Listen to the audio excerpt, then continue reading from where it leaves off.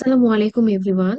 So আজকে আমরা programming এর ইম্পর্টেন্ট একটা কন্টেন্ট দেখবো, যেটা হচ্ছে ফাংশন। সো আমরা যেহেতু পাইথনে কন্ডাক্ট করছি আমাদের ল্যাব আর theory, so basically python function কিভাবে কাজ করে সেই জিনিসটা আমরা আজকে দেখবো। পাশাপাশি আমরা রিকার্সিভ ফাংশনও কিছুটা দেখবো, বাট বাকিটা হচ্ছে আমরা ক্লাসে বুঝবো। রিকার্সিভ ফাংশনটা আমি স্টার্ট করে দিব বেসিক বোঝার জন্য, এবং বাকি বেশ কিছু এক্সাম্পল আমি আবার ক্লাসে দেখাবো ইনশাল্লাহ। সো পাইথন ফাংশন আমি যতটুকু জানি যে অলরেডি ল্যাবে পড়ানো হয়েছে, তো আশা করি বুঝতে সুবিধা হবে। আমি থিওরিটিক্যাল নলেজের জন্য আজকে এই লেকচারটা কন্ডাক্ট করছি।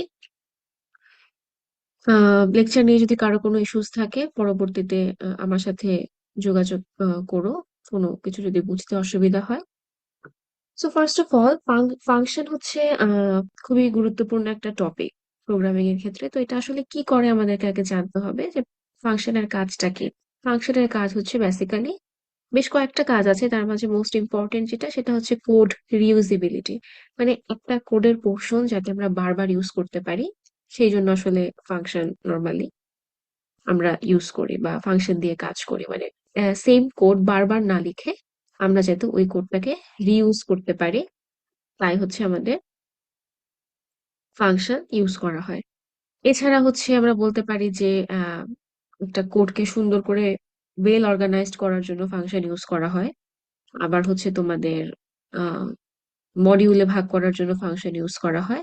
সো আমাদের মোটামুটি দুই ধরনের ফাংশন দিয়ে আমরা কাজ করি, যেখানে বলা আছে যে মডিউল, ছোট ছোট মডিউলে ভাগ করে ফেলার জন্য, অর্গানাইজেশনের জন্য, কোড রিউজেবিলিটির জন্য আমরা হচ্ছে ফাংশন ইউজ করে থাকি। সো দুই রকম ফাংশন আছে, একটা হচ্ছে বিল্ট ইন ফাংশন আর একটা হচ্ছে ইউজার ডিফাইন্ড ফাংশন।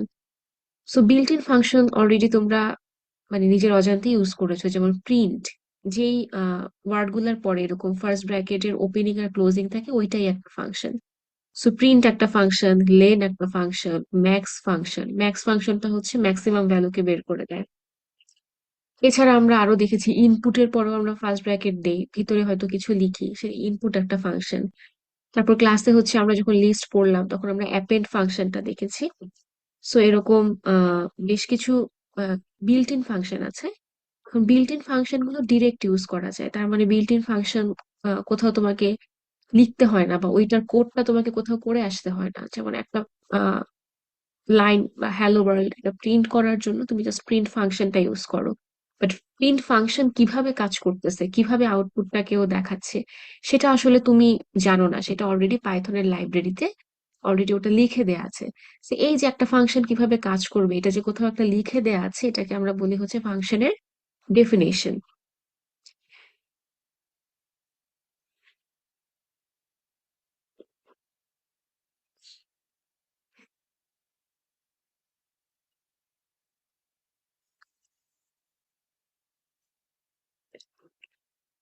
সো দেখো, এই যে আমাদের এখানে হচ্ছে একটা প্রিন্ট, লেন, ম্যাক্স এরকম দেওয়া আছে। আমি আরো বললাম ইনপুট আমরা ইউজ করেছি, অ্যাপেন্ড ফাংশন ইউজ করেছি। তারপর তোমাদের যদি মনে থেকে থাকে, অনেকে অ্যাসাইনমেন্টে হচ্ছে এসটিআর ফাংশনটা ইউজ করেছো। এই এসটিআরও হচ্ছে একটা built in function. So built in function হচ্ছে ওই ফাংশন গুলা যেগুলা কিভাবে কাজ করবে সেটা তোমাকে লিখতে হবে না, সেটা তুমি ডিরেক্ট কল করে করে ইউজ করতে পারবে। এই যে যখন আমরা প্রিন্ট কথাটা লিখি তখন ওই ফাংশনটা আসলে কল হয়ে যায়। হ্যাঁ, প্রিন্ট ফাংশনটা কিভাবে লেখা হয়েছে ডেফিনেশনে সেটা আমরা জানি না, তো সেটা অলরেডি পাইথন লাইব্রেরিতে বিল্ট ইন অবস্থায় আছে। তুমি জাস্ট ডিরেক্ট কল করে করে ওটাকে ইউজ করতে পারবা। সেম হচ্ছে লেন, ম্যাক্স, এই ধরনের ফাংশন গুলো হচ্ছে বিল্ট ইন ফাংশন। আরেকটা আছে হচ্ছে ইউজার ডিফাইন্ড ফাংশন, যেটা হচ্ছে বেসিক্যালি তোমাকে বলে দিতে হবে যে তুমি কিভাবে ফাংশনটাকে লিখতে চাচ্ছ। তার মানে এটা হচ্ছে তুমি ডিফাইন করবা যে কিভাবে ফাংশনটা তুমি লিখতে চাচ্ছ, বা তোমার ফাংশনটা কি কাজ করবে সেটা তুমি ডিফাইন করে দিয়ে আসবা। সো এটাকে আমরা বলি user defined function. User defined ফাংশনটা তোমাকে নিজেকেই লিখতে হবে, আবার কল তো অবশ্যই নিজেকে করতেই হবে।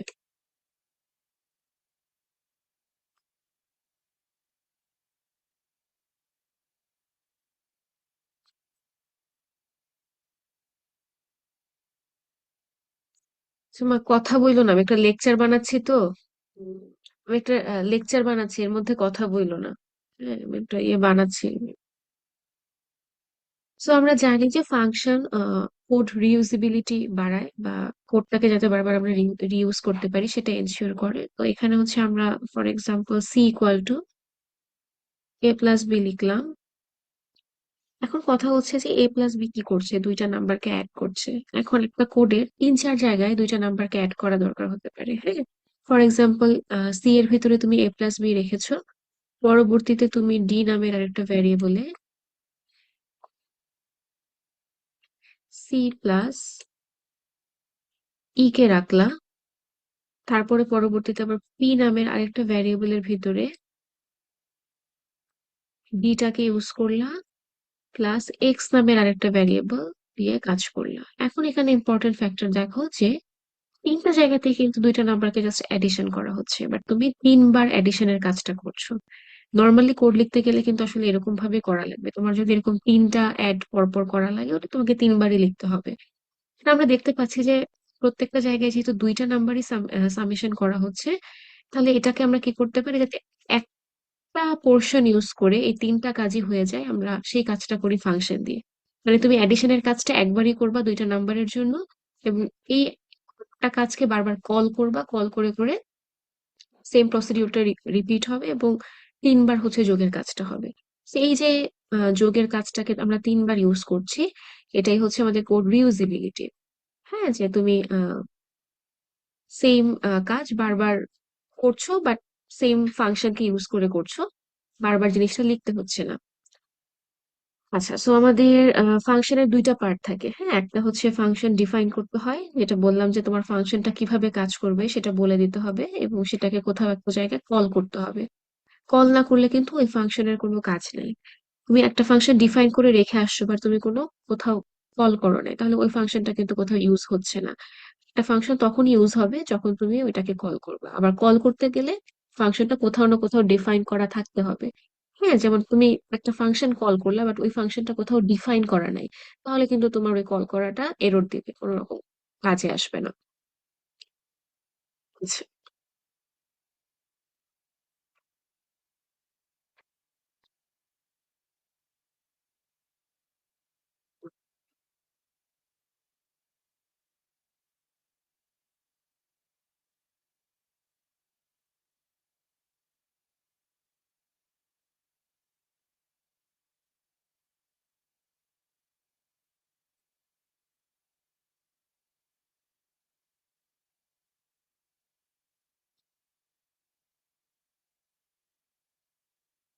সো দেখো আমরা আমাদের প্রথম ফাংশনের কাজটা স্টার্ট করি। এটা বেসিক্যালি ল্যাবের কোড, সো ল্যাবের কোড গুলাতেই বোঝাচ্ছি, বুঝতে ইজিয়ার হবে।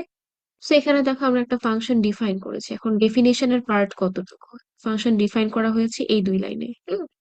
সো ফাংশন ডিফাইন করার জন্য বা ফাংশন ডেফিনেশন লেখার জন্য আমাদেরকে ডিইএফ এই কিওয়ার্ডটা ইউজ করতে হবে। তারপর ফাংশনের একটা নাম দিতে হবে এবং তারপরে ফার্স্ট ব্র্যাকেটের ওপেনিং এবং ক্লোজিং দিতে হবে এবং পরে কোলন দিতে হবে। এখন এই ডেফ ফাংশনের ভিতরে একাধিক লাইন থাকতে পারে, যে কয়টা লাইনই থাকে সেটাকে স্পেসের জন্য লিখতে হয়। আমরা জানি যে কোনো একটা আন্ডারে বোঝানোর জন্য একটা স্পেস ইউজ করতে হয়। সো এই ফাংশনটার আন্ডারে আসলে একটা লাইনই আছে, যেটা হচ্ছে hello from a function. So এই ফাংশনটার কাজ কি, এই ফাংশনটা হচ্ছে জাস্ট এই হ্যালো ফ্রম আ ফাংশন এই লাইনটাকে প্রিন্ট করে। সো আমরা বলতে পারি এই এতটুকু পোর্শন হচ্ছে ফাংশনের ডেফিনেশন। ফাংশনটা ডিফাইন করার পরে হচ্ছে 3 নাম্বার লাইনে ফাংশনটা কল করা হয়েছে। যে ফাংশন সেই ফাংশনের নামটা লিখে ওপেনিং ব্র্যাকেট এবং ক্লোজিং ব্র্যাকেট দিয়ে দিলে হচ্ছে ওই ফাংশনটা কল হয়ে যায়। তো এখন আমাদের ইম্পর্টেন্ট একটা ব্যাপার হচ্ছে যে ফাংশনটার এক্সিকিউশন কোথা থেকে স্টার্ট হবে। ফাংশনটার এক্সিকিউশন হচ্ছে 3 নাম্বার লাইন থেকে স্টার্ট হবে, হ্যাঁ। ডেফিনেশন যে পোর্শনটুকু থাকে ওই পোর্শনের কাজ আগে হয় না, এই পোর্শনের কাজ তখনই হবে যখন ফাংশনটা কল হবে। সো দেখো 3 নাম্বার লাইনে যখন মাই ফাংশনটা আমরা কল করেছি, তখনই ও কি করবে, এখান থেকে 1 নাম্বার লাইনে যে এই ফাংশনটাকে এক্সিকিউট করবে। সো এইটার ফ্লো ডায়াগ্রামটা যদি আমরা একটু দেখি,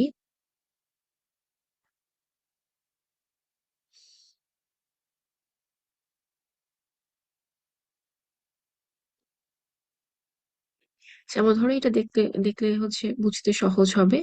সো এখানে প্রথমে কি হলো, এই যে ডিফিনেশনের ভিতরে বা ডেফ হিসেবে গ্রিট নামে একটা ফাংশন লেখা হয়েছে। সো প্রিন্টের ভিতরে আমরা হ্যালো ওয়ার্ল্ড লিখতেছি, বাট দেখো এটার কাজ কিন্তু প্রথমে হচ্ছে না, প্রথমে হচ্ছে এই লাইনটা এক্সিকিউট হবে। হ্যাঁ, সো ফাংশনের পরে এই লাইনটা এক্সিকিউট হবে, ফাংশনের যেখানে ডেফিনেশন লেখা থাকে সেই জায়গাটা হচ্ছে যখন কল হয় শুধুমাত্র তখনই এক্সিকিউট হয়। সো গ্রিড ফাংশনটা কল হলে যে এক নাম্বার এ কারণে লেখা, সো এটা কল হওয়া মাত্র ফাংশনের ডেফিনেশনে যাবে। সো 2 নম্বর পোর্শন হচ্ছে এখানে হ্যালো ওয়ার্ল্ড, এটা প্রিন্ট হবে এবং প্রিন্ট হওয়ার পরে যেখানে ফাংশন কল হয়েছে তারপর থেকে আবার এক্সিকিউশন স্টার্ট হবে। তার মানে def greet print hello world, এইটুকুর পরে কিন্তু আবার গ্রিডে আসবে না, এইটুকুর পরে গ্রিডের পর থেকে স্টার্ট হবে, তার মানে আউটসাইড ফাংশন এই জায়গা থেকে কাজ হবে। সো আমরা এই কোডটা রান করার পর আমাদের যেটা হয়েছে আসলে হ্যালো ফ্রম আ ফাংশন, এই লাইনটা প্রিন্ট হয়েছে। সো এবার একটু আমরা আসি হচ্ছে ফাংশনের আর্গুমেন্টে, মানে একটা ফাংশনের ভিতরে যেমন প্রিন্টের ভিতরে আমরা যেটা লিখে দিই ওটাই কিন্তু প্রিন্ট হয়, তেমনি ফাংশনের ভিতরে যদি তুমি কিছু একটা লিখো সেটাকে বলা হয় ফাংশনের আর্গুমেন্ট বা প্যারামিটার। এখন প্যারামিটার হিসেবে তুমি যে কোনো কিছু পাস করতে পারো, সেটা ইন্টিজার ভ্যালু হতে পারে, সেটা ফ্লোটিং পয়েন্ট ভ্যালু হতে পারে, আবার সেটা স্ট্রিংও হতে পারে। যেমন দেখো এখানে, এখানে ফার্স্টে একটা মাই ফাংশন নামে একটা ফাংশন ডিফাইন করা হয়েছে। ফাংশন ডেফিনেশনের জন্য অবশ্যই ডেফ কিওয়ার্ডটা ইউজ করতে হবে এবং ভিতরে আমরা একটা ভ্যারিয়েবল দিয়ে দিছি, সেটার কাছে এটা এখানে দেখলেই বুঝবো। এই দেখো মাই ফাংশনের ভিতরে আমরা হচ্ছে একটা স্ট্রিং পাঠাচ্ছি এমিল নামে। সো এই এমিলটা কোথায় যাবে, এই এফ নেমের ভিতরে চলে আসবে। আমি যদি একটু এটা দিয়ে দেখাই, সো এটা যখন কল হলো ও কোথায় যাবে, এই জায়গায় যাবে। এই এফ নেমের ভিতরে কি আসবে, এফ নেমের ভিতরে হচ্ছে এমিল চলে আসবে, প্রিন্ট করবে এমিল রেফারেন্স। পরবর্তীতে আবার মাই ফাংশনটা কল করা হয়েছে, তখন টোবিয়াস যাবে এফ নেমের ভিতরে, প্রিন্ট হবে কি টোবিয়াস রেফারেন্স এবং তারপরে হচ্ছে লিনিয়াস রেফারেন্স। সো এটাকে বলা হয় হচ্ছে ফাংশনে প্যারামিটার পাস করা। এখন প্যারামিটার হিসেবে স্ট্রিং পাস করা হয়েছে, আমরা চাইলে হচ্ছে ইন্টিজার বা ফ্লোটিং পয়েন্টও পাস করতে পারতাম। সো এই কোডটা যখন রান করবো আমরা একটু দেখি যে এটা আসলে কি ধরনের আউটপুট দেয়।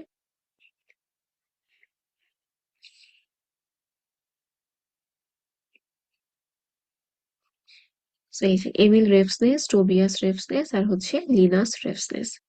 সো এটা হচ্ছে আমাদের ফাংশনের আর্গুমেন্ট বা প্যারামিটার, দুইটাই বলা যায়, আর্গুমেন্টও বলা যায় প্যারামিটারও বলা যায়। সো আমরা হচ্ছে যখন ফাংশনের ভিতরে কিছু একটা পাঠাই সেটাকে আমরা ফাংশনের আর্গুমেন্ট বা প্যারামিটার বলি। এখানে ইম্পর্টেন্ট ফ্যাক্টর হচ্ছে যেখানে ফাংশন ডিফাইন করে আসি সেই জায়গায় হচ্ছে ভ্যারিয়েবলের নামটা দিতে হয়, আর তুমি যেখানে কল করবা সেখানে হচ্ছে ওই ভ্যারিয়েবলের ভ্যালুটা ইউজ করতে হয়।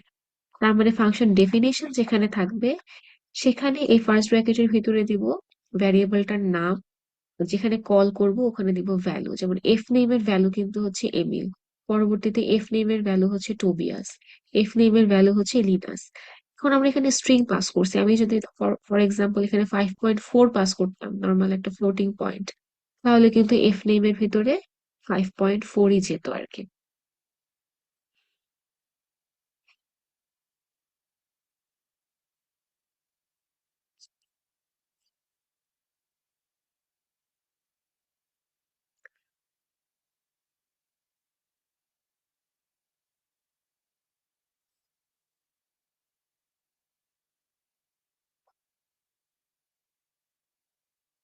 সো দেখো এখানে এই যে একটু আগে আমি বলেছিলাম যে দুইটা নাম্বার যোগ করা, আমাদের মাল্টিপল জায়গায় কোডে মাল্টিপল জায়গায় দুইটা নাম্বার এডিশন করা লাগতে পারে। সেক্ষেত্রে দুইবার এডিশন না করে আমরা এক জায়গায় এডিশন করে পরবর্তীতে জাস্ট কল করে করে ওইটাকে ইউজ করব। সো দেখো এখানে যে ফার্স্টে, আচ্ছা এখানে এইটার কাজটা আমি পরে বলি, আগে হচ্ছে আমি ফাংশনটা দেখাই। আর এখানে ইম্পর্টেন্ট ফ্যাক্টর হচ্ছে এখানে কোন নাম্বার লাইন থেকে এক্সিকিউশন স্টার্ট হবে, এটা কিন্তু ফাংশনের বাইরের লাইন, এই লাইনটা কিন্তু আগে এক্সিকিউট হবে। এখানে হচ্ছে ফার্স্টে res ইকুয়াল টু 0, সো এই লাইনটা এক্সিকিউট হবে। ফাংশন ডেফিনেশন যতটুকু সেটা কিন্তু এক্সিকিউট হয় পরে, শুধুমাত্র কল করার সময়। সো এতটুকু পোর্শন কিন্তু এক্সিকিউট হবে না। সো আগে হবে 1 নাম্বার লাইন এক্সিকিউট, তারপর চলে যাবে 5 নাম্বারে, তারপর 6, তারপর 7। সো 1 নাম্বারে res বা রেস এর ভিতরে আমরা 0 স্টোর করছি।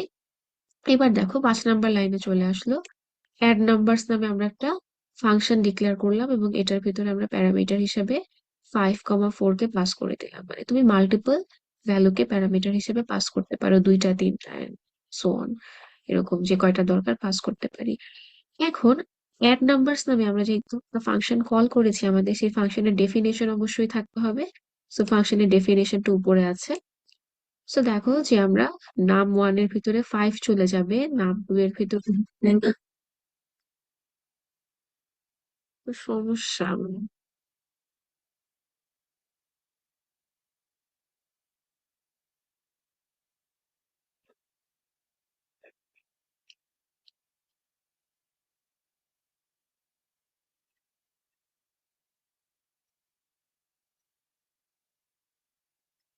সো নাম ওয়ান এর ভিতরে হচ্ছে আমাদের 5 চলে যাবে, আর নাম টু এর ভিতরে আমাদের হচ্ছে 4 চলে যাবে, এবং রেস নামের একটা ভ্যারিয়েবল এর ভিতরে নাম ওয়ান প্লাস নাম টু অ্যাড হয়ে স্টোর হবে।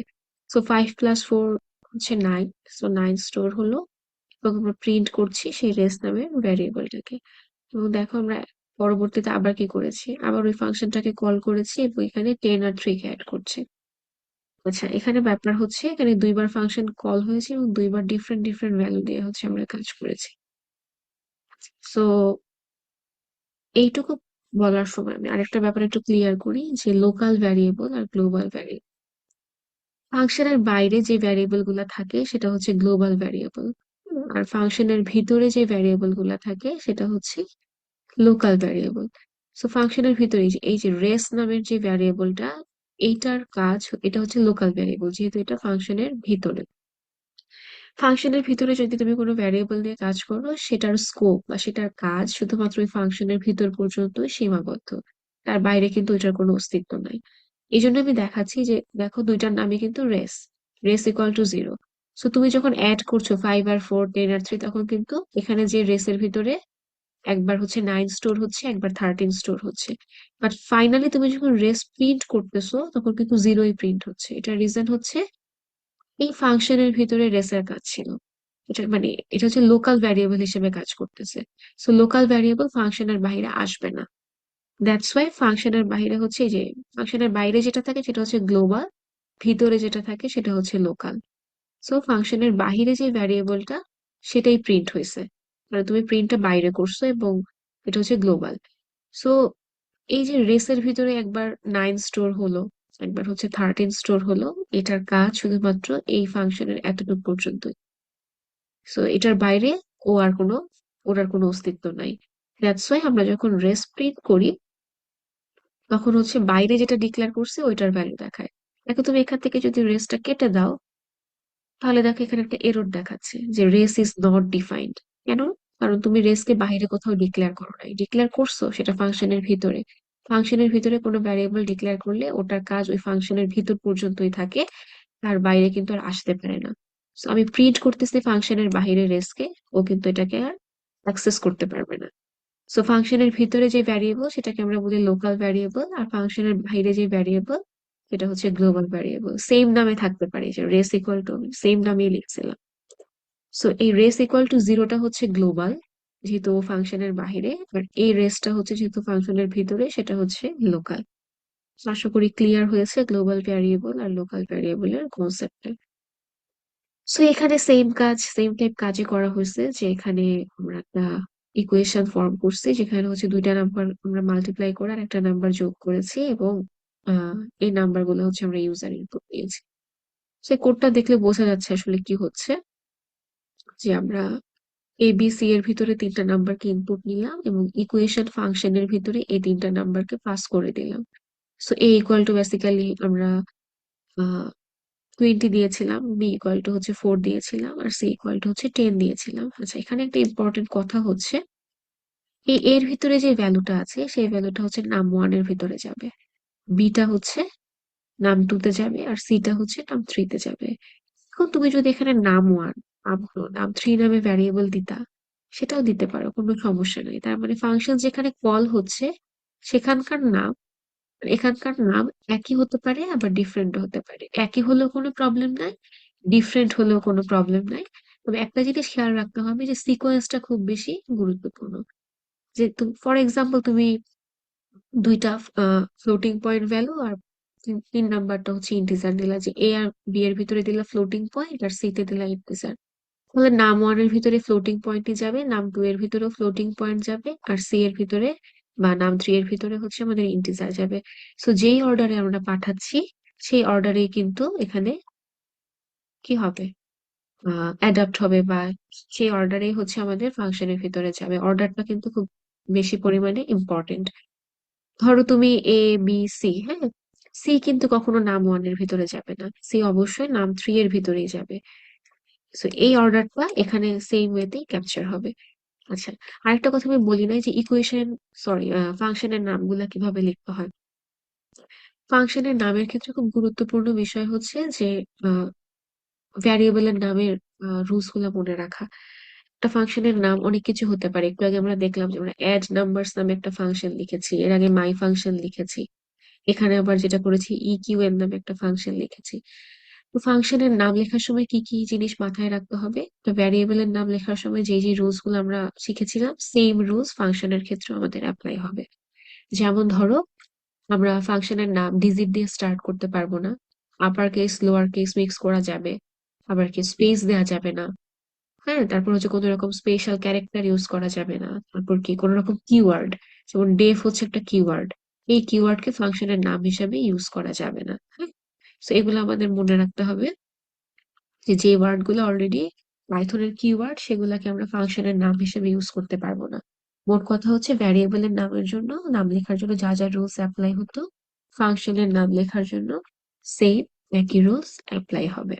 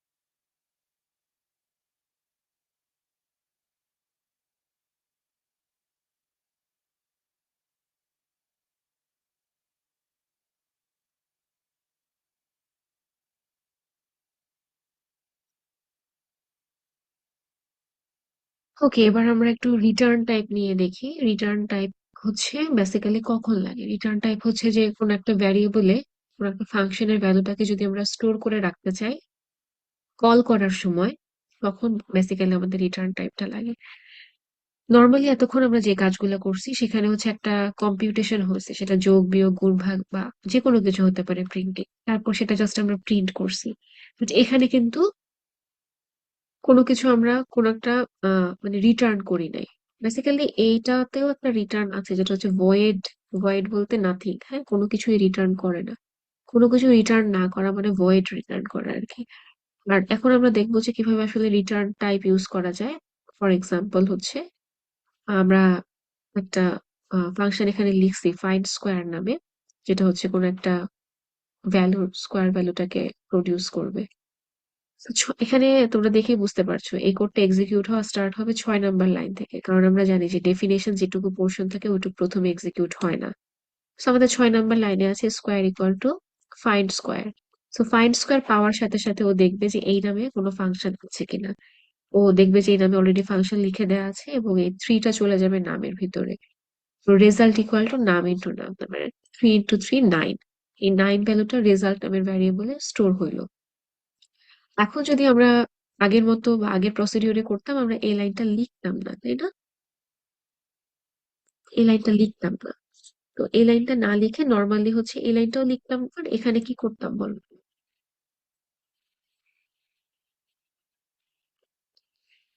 So এতটুকু করে দিলে কিন্তু হয়। হ্যাঁ, বাট এখানে তখন আবার একটা প্রিন্টের লাইন, কারণ এখানে কোনো প্রিন্ট নাই, সো তোমার এখানে প্রিন্ট করা লাগবে, প্রিন্ট করে রেজাল্টটাকে দিতে হইতো, এরকম।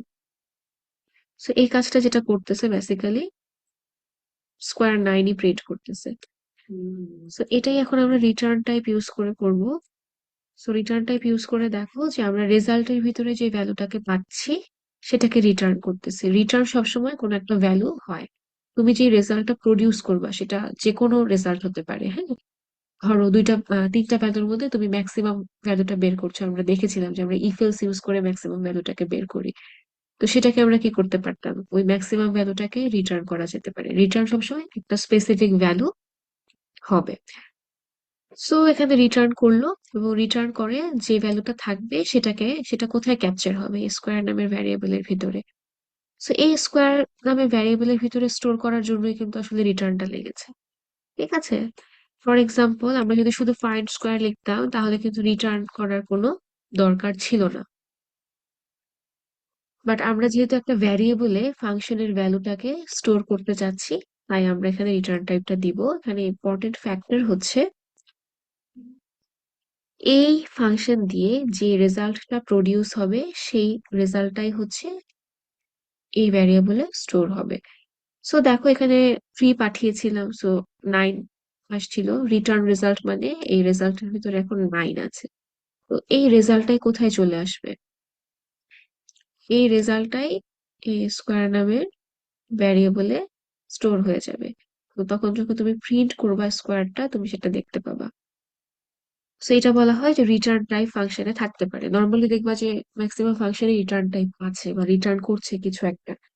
আর তোমাদের কোয়েশ্চেন যদি ফাংশন থেকে করা হয় তাহলে অনেক সময় বলে দেয়া থাকবে যে এটা রিটার্ন করো। যদি রিটার্ন করতে বলা হয় তাহলে কিন্তু ওইভাবে রিটার্ন করে কাজ করতে হবে।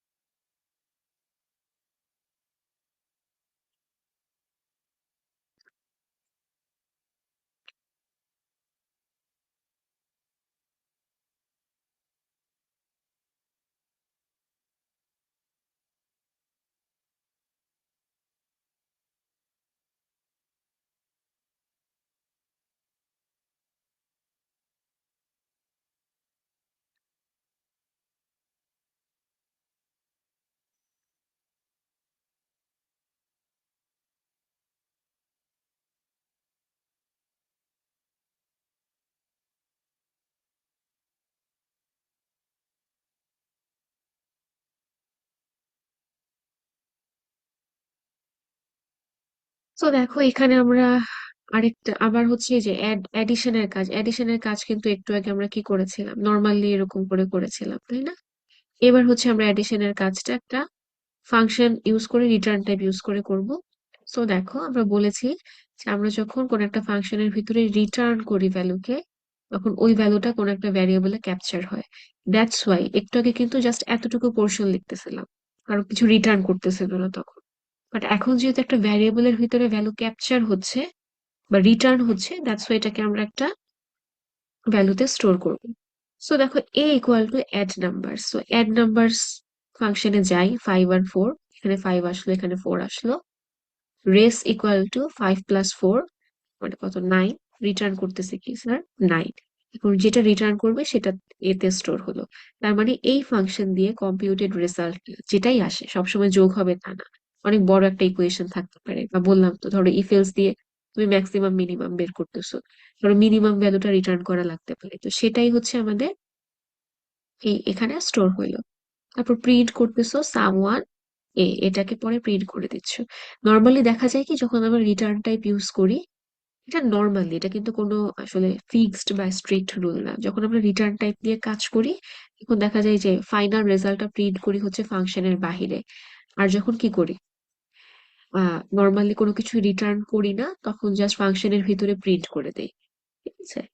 তারপরে দেখো বি এর ভিতরে আমরা আবার পাঠাচ্ছি, মানে বি এর ভিতরে আবার অ্যাড নাম্বারস ফাংশনটাকে রাখলাম বা স্টোর করলাম, এবং 10 আর 3 কে পাঠালাম। সো এখানে 10 আসলো, এখানে 3 আসলো, 13।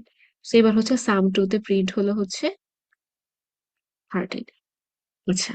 সো এখন যদি আমি একটু এই কোডটায় এই লাইনটা অ্যাড করি, তাহলে তোমরা একটু চিন্তা করো যে আসলে কি হবে। তো দেখেই বুঝতে পারছো এই কোডটা এক্সিকিউশন হওয়া স্টার্ট করবে 5 নাম্বার লাইন থেকে।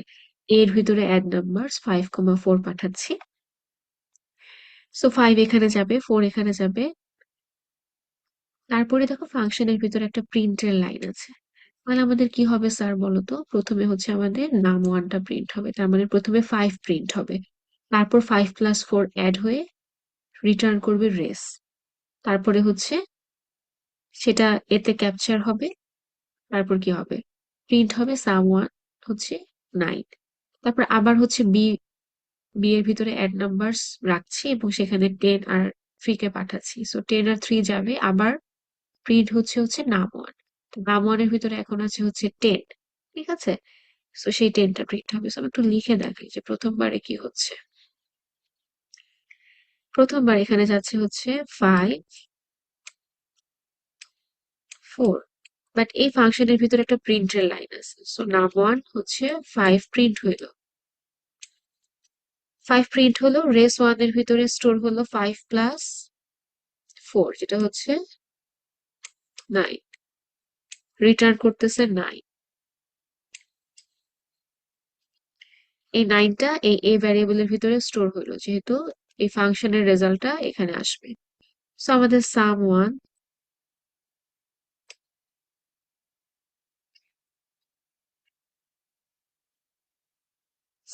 এর ভিতরে হচ্ছে 9 আসলো, তারপরে আবার কি, বি এর ভিতরে আমি সেম আবার ওই ফাংশনটাই কল করলাম 10 আর 3 দিয়ে।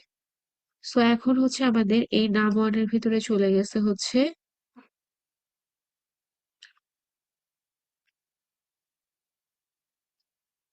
10, নাম টু এর ভিতরে হচ্ছে 3, প্রিন্ট করতেছে নাম ওয়ানটা, তাহলে 10 প্রিন্ট হবে এবার, তারপরে নাম ওয়ান 10 আর নাম টু হচ্ছে 3, রেসের ভিতরে হচ্ছে 13 স্টোর হবে, রিটার্ন করতেছে রেস, তার মানে রিটার্ন করতেছে 13, যেটা রিটার্ন করে সেটাই এখানে স্টোর হবে, এখানে কিন্তু কলটা হয়েছিল তখন এই লাইনে, হ্যাঁ। সো আমাদের হচ্ছে 5 সামওয়ান, এটা 9 ছিল 10 হলো, এখন হচ্ছে বিতে স্টোর হলো কি স্যার 13, যেহেতু এখন 13 রিটার্ন করেছে, এখন প্রিন্ট করতেছে সাম2,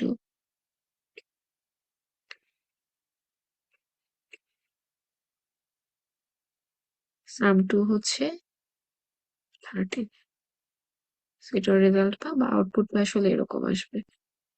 তো এটা যদি আমরা রান দিই, 5 সাম1 9 10 সাম হচ্ছে 13, আশা করি বুঝতে পারছো যে এক্সিকিউশনটা কিভাবে হচ্ছে।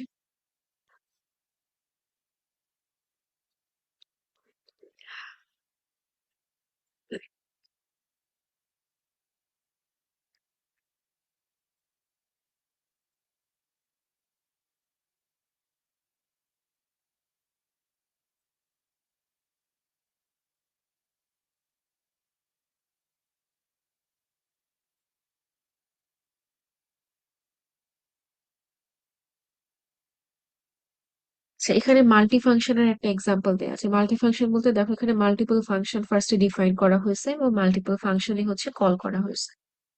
এইখানে ইম্পর্টেন্ট ফ্যাক্টরটা হচ্ছে যে ফাংশন কোন অর্ডারে ডিফাইন করা হয়েছে সেটা কিন্তু ইম্পর্টেন্ট না, ইম্পর্টেন্ট হচ্ছে ফাংশন কোন অর্ডারে কল করা হচ্ছে। যেমন এখানে এক্সিকিউশন স্টার্ট হবে হচ্ছে 7 নাম্বার লাইন থেকে, 7 নাম্বার লাইনে প্রথমে হচ্ছে একটা প্রিন্ট স্টেটমেন্ট আছে ওয়েলকাম টু অস্ট, সো সেটা প্রিন্ট হইলো। নাম্বার লাইনে কি আছে স্যার, আইপি ফাংশনটা কল হয়েছে, বাট আইপি কিন্তু ডিফাইন করা হয়েছে সবার পরে, বাট সেটা কিন্তু ম্যাটার করে না, ম্যাটার করছে কোন অর্ডারে কল করা হয়েছে। আমি আবার বলছি, ফাংশন কোন অর্ডারে কল করা হয়েছে সেটা ইম্পর্টেন্ট, কোন অর্ডারে ডিফাইন করা হয়েছে সেটা ইম্পর্টেন্ট না।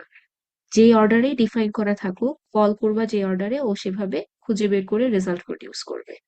সো আইপি যখন কল করা হলো, ও আইপি তে যে আইপি প্রিন্ট করলো, তারপর হচ্ছে ত্রিপলি প্রিন্ট করলো, ত্রিপলি, এবং ফাইনালি হচ্ছে সিএসসি, সিএসসি প্রিন্ট করলো। সো এটা হচ্ছে একটা মাল্টি ফাংশনের এক্সাম্পল।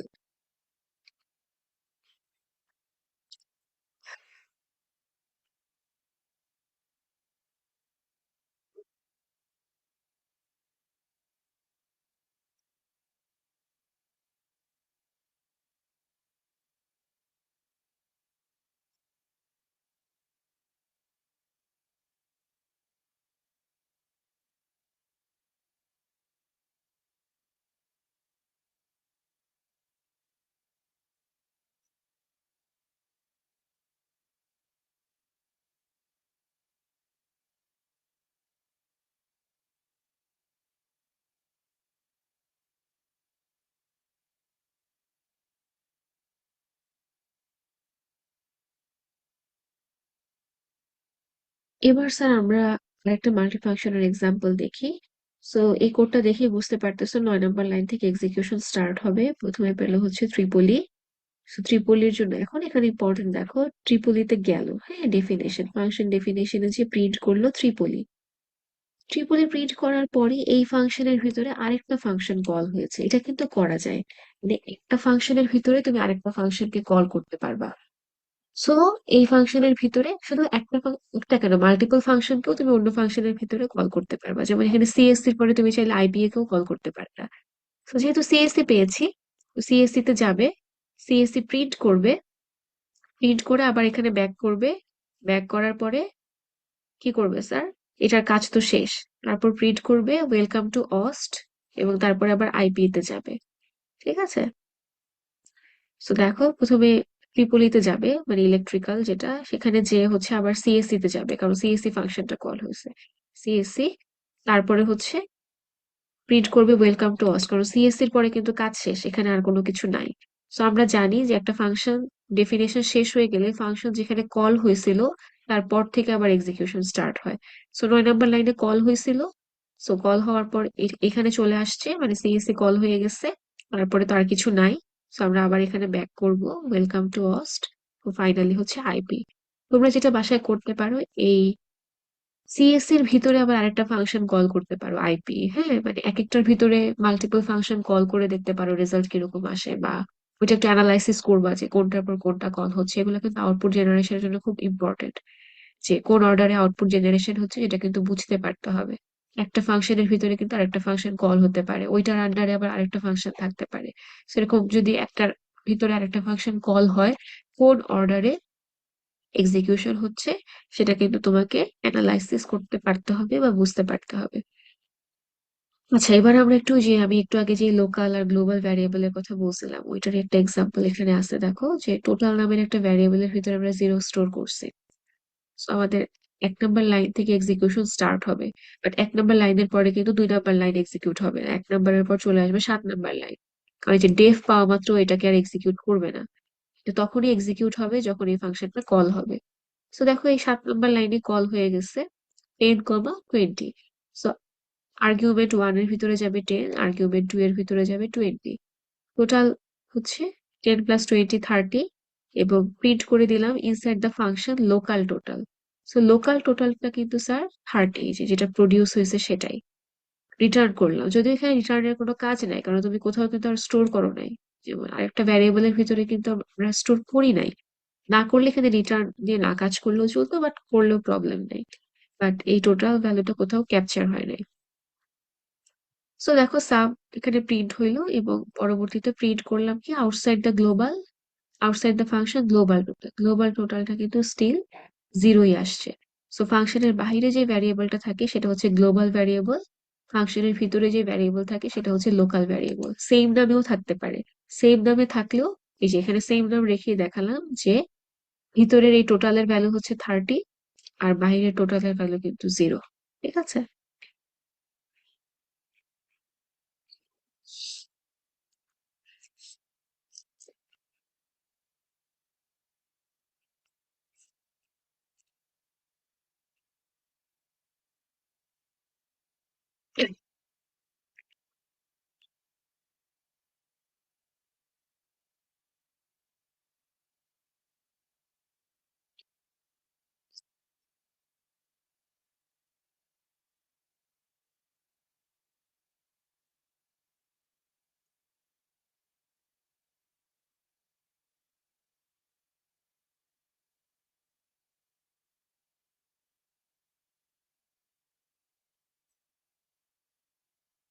হুম, হুম,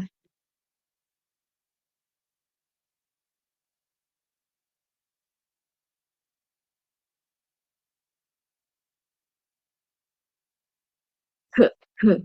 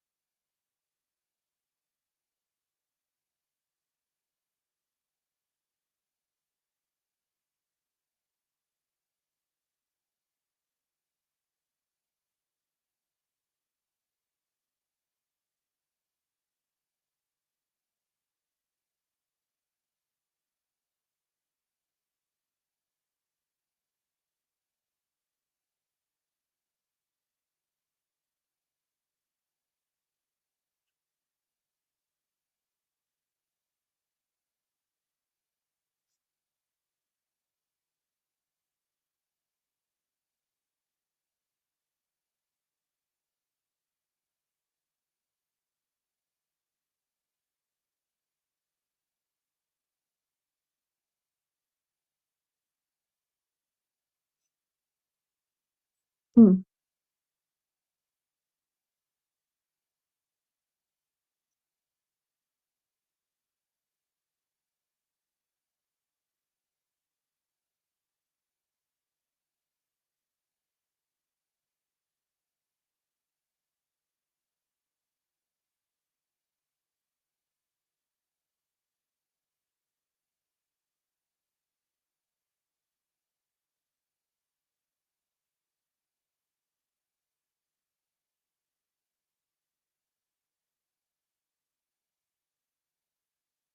হুম।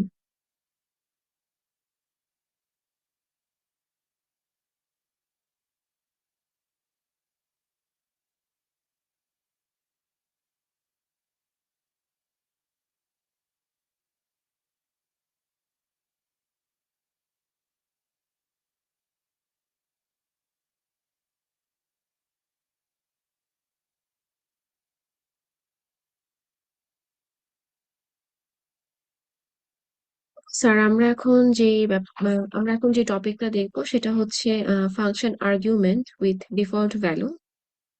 তার মানে হচ্ছে আমরা চাইলে যেখানে ফাংশন ডিফাইন করি ওখানে ভ্যালু বলে দিতে পারি।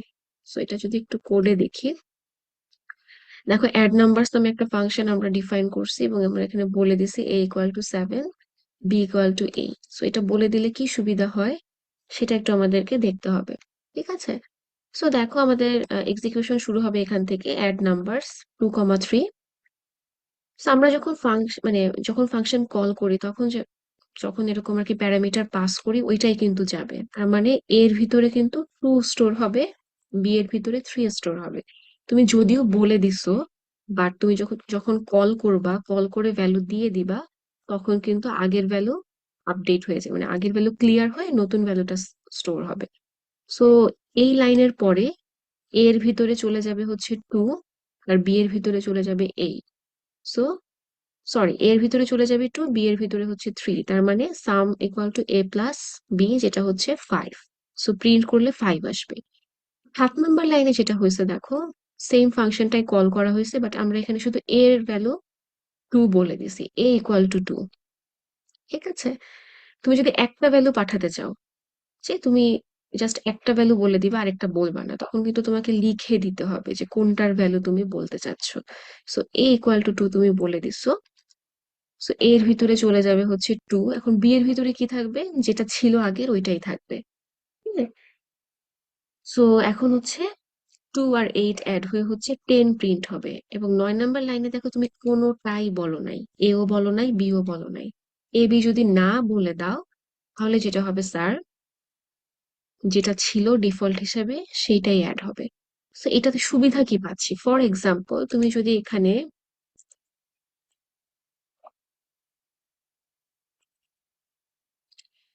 এরকম করে দিতা, হুম, তাহলে কি হতো বলো?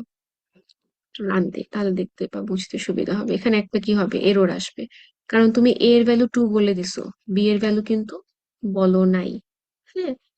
এখানে যখন তুমি ভ্যালু, ডিফল্ট ভ্যালু না দিয়ে নর্মালি আমরা এতক্ষণ যেভাবে করছিলাম, জাস্ট প্যারামিটার পাস করা, ওভাবে করে দাও, তাহলে এখানে যে কয়টা ভ্যারিয়েবল থাকে অবশ্যই কল করার সময় সেই কয়টা ভ্যারিয়েবলের ভ্যালু দিতে হবে।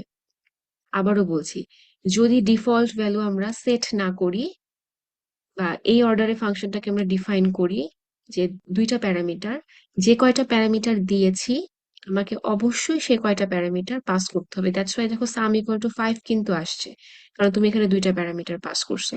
বাট পরের লাইনটা কাজ করবে না, কারণ ও এখানে বি এর ভ্যালুটা পাচ্ছে না। যেহেতু বি এর ভ্যালু পাচ্ছে না, ও একটা এরর দিবে। ঠিক আছে।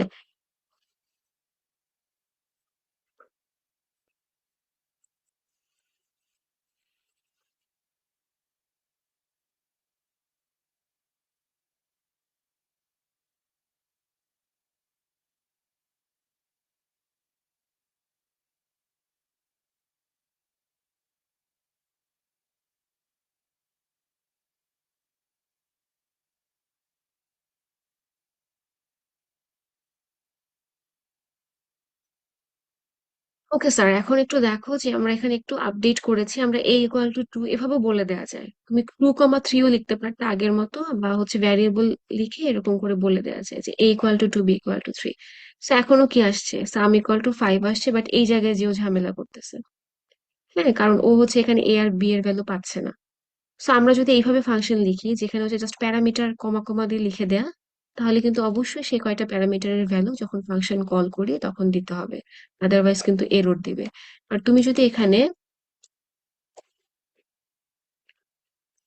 ডিফল্ট ভ্যালু এভাবে দিয়ে দাও, তাহলে আসলে তুমি যদি প্যারামিটার কল করার সময় নাও দাও, ওই ডিফল্ট ভ্যালু অনুযায়ী যোগ হয়ে যাবে, তো তখন আর এররটা দিবে না। তো এটা হচ্ছে ডিফল্ট ভ্যালু প্যারামিটার হিসেবে পাস করা। সো ডিফল্ট ভ্যালু সেট করাও যায়, চাইলে নাও করা যায়। এবার যদি না করো, ধরো এ কমা বি লিখলা, তখন কিন্তু তোমাকে অবশ্যই কল করার সময় প্যারামিটার পাঠাতে হবে। যেমন এখানে যদি একটাও দাও, এখন কিন্তু কাজ করবে। হ্যাঁ, এ ইকুয়াল টু 2 দিছো, বা বি ইকুয়াল টু যদি 2 দাও, বি ইকুয়াল টু 2 দিলে এ এর ভ্যালু কি, অটো হচ্ছে 7, বি ইকুয়াল টু 2। কল করার সময় যেটা দেই সেটা আপডেট হয়ে যায়, বাট যদি কিছু না পাঠাই কল করার সময়, তাহলে ডিফল্ট ভ্যালুটা থাকে। তো আমরা চাইলে ফাংশনের আর্গুমেন্টের ভিতরে ডিফল্ট ভ্যালু স্টোর করে বা সেভ করে রাখতে পারি, বা আর্গুমেন্টে ডিফল্ট ভ্যালু দিয়ে দিতে পারি। সো এটা ছিল আমাদের ফাংশন রিলেটেড সকল ধরনের বেসিক আলোচনা। ছোট ছোট কোড দিয়ে দেখানো হয়েছে, হ্যাঁ, যে ফাংশন কিভাবে কাজ করে, নর্মাল যোগ গুণ এসব কাজ দিয়ে। বাট যে কোনো কিছু কিন্তু আমরা ফাংশন দিয়ে করতে পারি। ফর এক্সাম্পল, আমি যদি একটু এক্সাম্পল হিসেবে বলি, ধরো তোমাকে আমি বললাম ওই যে 3টা নাম্বারের মধ্যে ম্যাক্সিমাম নাম্বার কোনটা, বা 3টা নাম্বারের মধ্যে মিনিমাম নাম্বার কোনটা। এটা তোমরা কিভাবে বের করো স্যার? তোমরা বের করো হচ্ছে ইফ এলস ইউজ করে। ওই ইফ এলস এর কাজটুকু, বা 3টা নাম্বারের মধ্যে ম্যাক্সিমাম বা মিনিমাম বের করা, সেটা যদি আমি একটা ফাংশন ইউজ করে করতে বলি, তখন ওই ইফ এলস এর পোর্শনটুকু তোমাকে ফাংশনে করে দেখাতে হবে। হ্যাঁ, তারপর সেটাকে কল করতে হবে। তো যে কোনো ধরনের বা কোনো লুপের কাজ হতে পারে। হ্যাঁ, যেমন ধরো 1 থেকে 10 পর্যন্ত সবগুলো নাম্বার যোগ করে রেজাল্ট যেটা আসে সেটাকে বললাম রিটার্ন করতে, সেটা হতে পারে, তখন রিটার্ন ইউজ করতে হবে। তো এরকম বিভিন্ন ধরনের সকল লুপের কাজ, তারপর হচ্ছে ইফ এলস এর কাজ বা অন্য যে কোনো অপারেশনের কাজ আমরা ফাংশনের ভিতরে করে পরে কল করে করে সেটা নিয়ে কাজ করতে পারি। তো এই ছিল ফাংশন রিলেটেড বেসিক আলোচনা। স্টিল যদি কারো ফাংশনে কোনো ইস্যুস থাকে বা কোথাও বুঝতে প্রবলেম হয়, feel free to contact me in the class. আমি যদিও নেক্সট ক্লাসে জিজ্ঞেস করবো, বা লেকচারটা তোমরা দেখার পর আমি জিজ্ঞেস করবো যে সবাই বুঝতে পারছো কিনা। তখন যদি কারো কোনো কুইরিজ থাকে বা কোনো কোয়েশ্চেন থাকে, তখন জিজ্ঞেস করতে পারো। তো এবার হচ্ছে আমরা একটা টপিক একটু স্টার্ট করব, মানে বেসিকটা স্টার্ট করব, এবং বাকি যে একটু অ্যাডভান্স লেভেলের জিনিসগুলো ওগুলো আমরা ক্লাসে দেখবো ইনশাল্লাহ।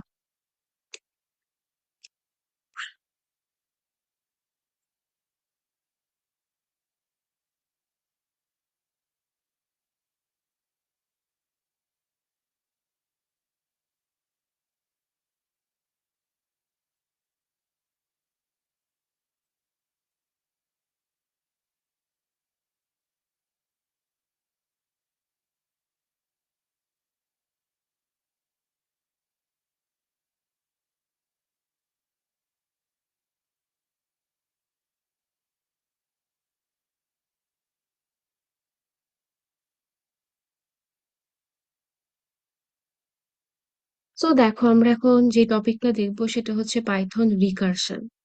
এখন রিকারশনের কাজ কি? রিকারশনের কাজ হচ্ছে একটা ফাংশন নিজেকেই নিজে কল করবে। সো এটা যদি একটু ইলাস্ট্রেট করি, দেখো ডেফ নামে একটা ফাংশন এখানে লেখা হয়েছে। এই ডট ডট দিয়ে বোঝানো হচ্ছে যে এখানে আরো কোনো কোডের লাইন থাকতে পারে। এবং এই ডেফের ভিতরে দেখো রিকার্স নামের ফাংশনটাকে আবার কল করা হয়েছে, এবং ফাংশনের বাহিরেও আবার কল করা হয়েছে। আমরা জানি এই ফাংশনটা কিন্তু এক্সিকিউশন স্টার্ট হবে কোথা থেকে?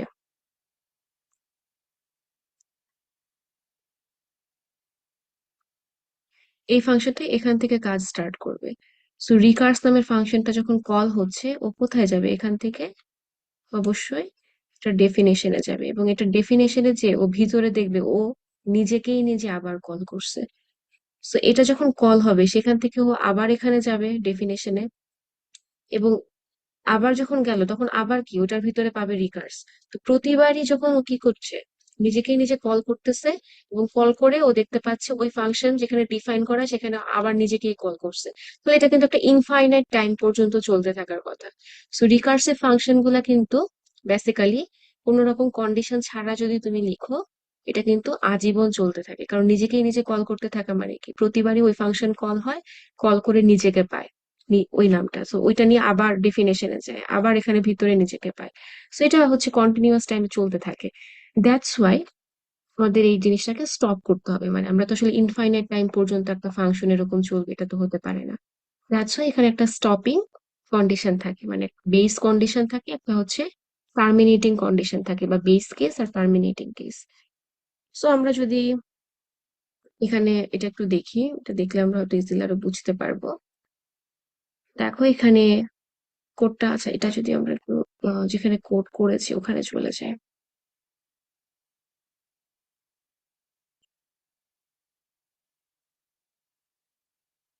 সো দেখো আমাদের কোডটা এক্সিকিউশন স্টার্ট হবে হচ্ছে 7 নাম্বার লাইন থেকে, নাম এর ভিতরে আমরা হচ্ছে 3 স্টোর করছি, ঠিক আছে।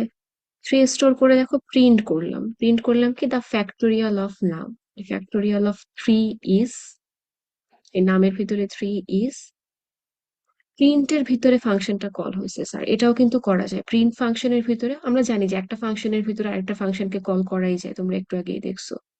সো দেখো প্রিন্ট ফাংশনের ভিতরে ফ্যাক্টোরিয়াল আছে, ফ্যাক্টোরিয়াল ফাংশনটার ভিতরে নাম আছে, নামের ভিতরে আছে হচ্ছে স্যার 3।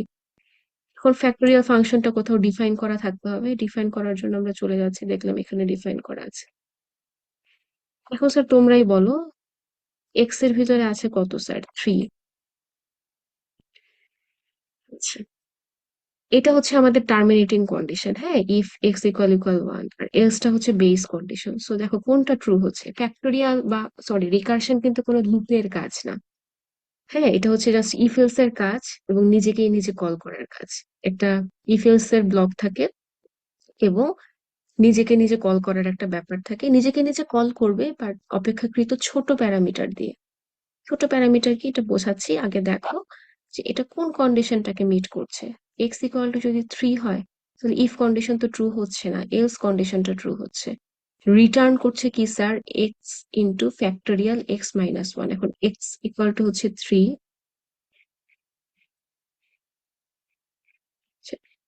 টেক্সট দিয়ে লিখতে হবে।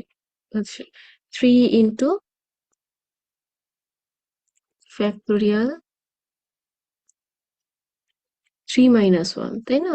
3-1 হচ্ছে বেসিক্যালি 2। সো আমি 3-1টা এখন কেটে এখানে ফ্যাক্টোরিয়াল 2ই লিখলাম। সো এইটা মানে কি স্যার, এটা মানে আবার ফাংশন কল হওয়া না, এটাও তো একটা ফাংশনই, ফ্যাক্টোরিয়াল, এবং তার ভিতরে তুমি 2 পাস করলা। সো 3 ইন্টু, সো এখান থেকে আবারও কোথায় চলে যাবে,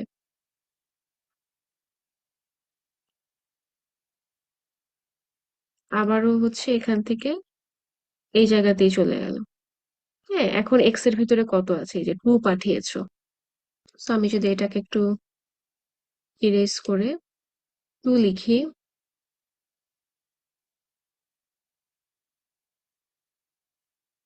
এটা কিন্তু এই অবস্থাতে অলরেডি রয়ে গেছে।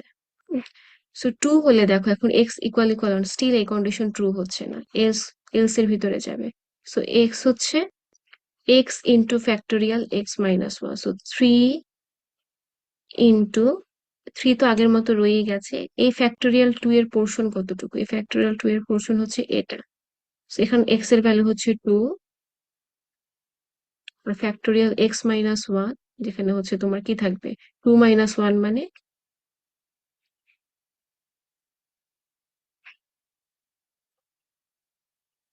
ফ্যাক্টোরিয়াল 1।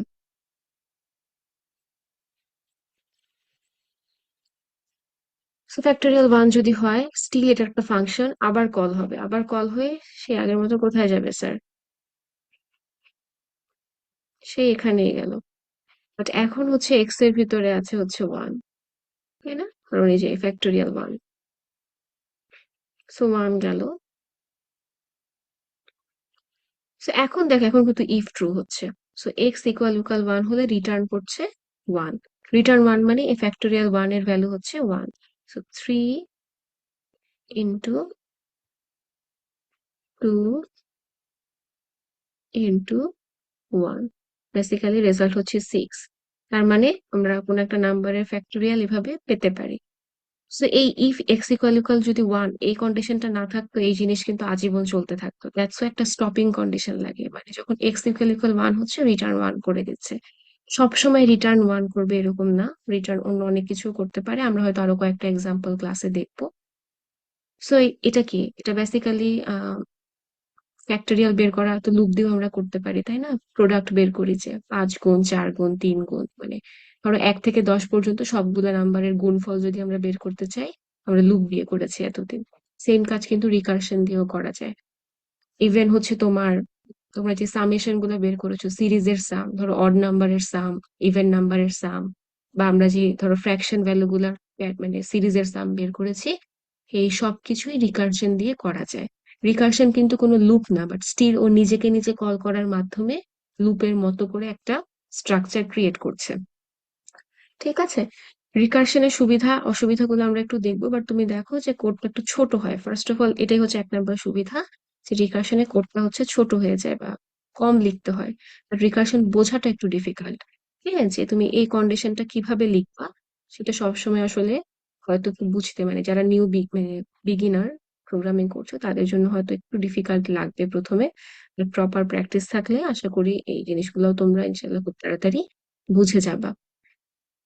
সো আমরা হচ্ছে একটু রিকারশনের সুবিধা অসুবিধাগুলো দেখি, সেই জিনিসগুলো ক্লিয়ার করতে হবে। আমি রিকারশনের সুবিধা অসুবিধা বা রিকারশন কি এসব নিয়ে ক্লাসে আর পড়াবো না। আমি যেটা পড়াবো যে আমি এক্সারসাইজ দেখাবো বা এক্সাম্পল দেখাবো, ঠিক আছে?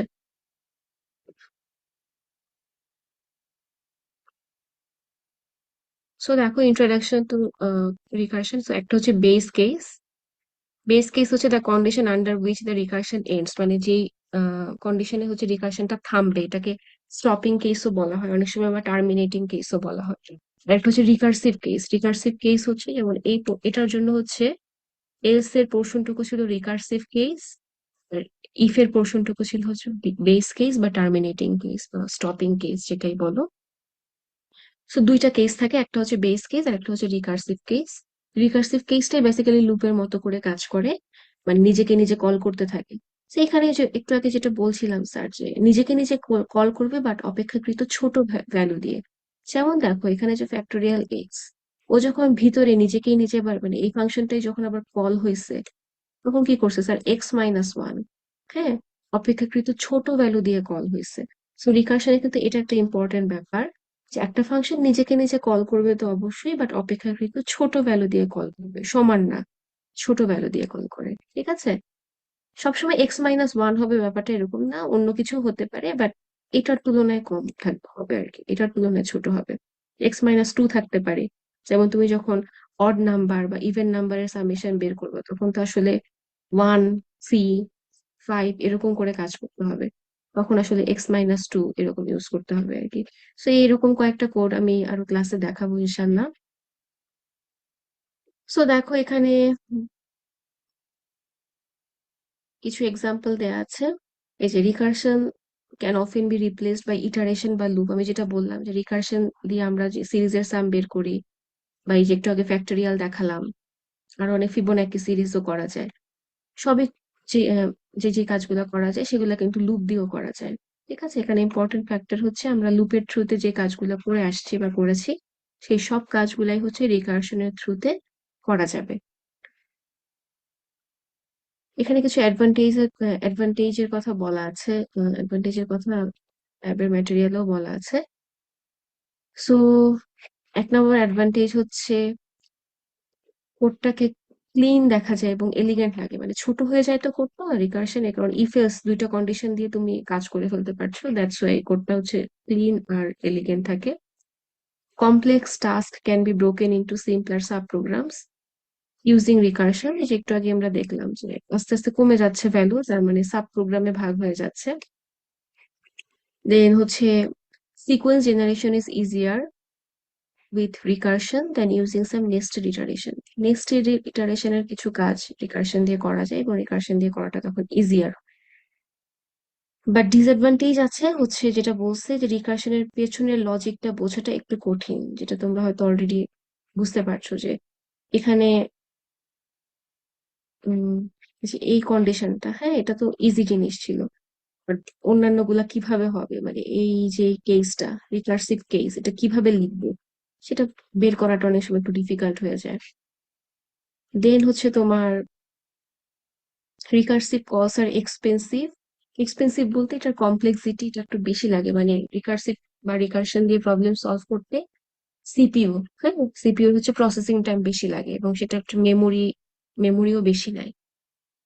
So recursive functions are hard to debug, যেহেতু আসলে বিহাইন্ড দ্য লজিক খুব ক্লিয়ারলি প্রথমে বোঝা যায় না যে কিভাবে আসলে হচ্ছে, তখন আসলে ডিবাগ করাটাও ডিফিকাল্ট হয়ে যায়। বাট রিকারশনে যেটা হয় যে নেস্টেড লুপ বা লুপ দিয়ে কিছু কাজ হচ্ছে অনেক একটু বড় হয়ে যায়, রিকারশন দিয়ে জিনিসটা হচ্ছে অনেক ছোট হয়ে আসে। সো এটা হচ্ছে রিকারশনের অ্যাডভান্টেজ এন্ড ডিসঅ্যাডভান্টেজ। সো এখানেও সেম ভাবে বলা হয়েছে, এবং কোথায় কোথায় রিকারশন ইউজ হয় সেটা বলা হয়েছে এখানে, যে কি কি সলভিং এ রিকারশন লাগবে। আচ্ছা, সো এখানে আমি রিকারশনটা জাস্ট স্টার্ট করেছি, হ্যাঁ, একটা এক্সাম্পল দেখিয়েছি। রিকারশনের আমি আরো মাল্টিপল এক্সাম দেখাবো। বাট রিকারশন এর বেসিক যেটা একদম প্রিলিমিনারি কথাবার্তা, এগুলো হয়তো আমি আর ক্লাসে রিপিট করব না। এগুলো হয় যে অ্যাডভান্টেজ, ডিসঅ্যাডভান্টেজ, বা রিকারশন কিভাবে কাজ করছে, নিজেকেই নিজে যে কল করছে, এই জিনিসগুলো আমি আর ক্লাসে রিপিট করব না। আমি হচ্ছে এক্সাম্পলে চলে যাব ডিরেক্ট। আরো হয়তো বেশ কিছু রিকারশন রিলেটেড এক্সাম্পল আমি ক্লাসে দেখাবো। বাট তোমরা জাস্ট এটার প্রিলিমিনারি আইডিয়াটা নিয়ে রাখো, যেটা কিভাবে কাজ করে। বাকিটা আমরা ক্লাসে কন্ডাক্ট করব। আর যে এক্সাম্পলটা বোঝালাম ফ্যাক্টোরিয়াল, ওটা একটু নিজেরা বাসায় দেখো, না বুঝতে পারলে আমাকে জানিও। এছাড়াও ফাংশন রিলেটেড যা পড়ানো হলো বা পড়ালাম, ওইটা নিয়েও যদি কোনো কোয়েশ্চেন থাকে সেটা আমাকে ক্লাসে করতে পারো। Thank you everyone.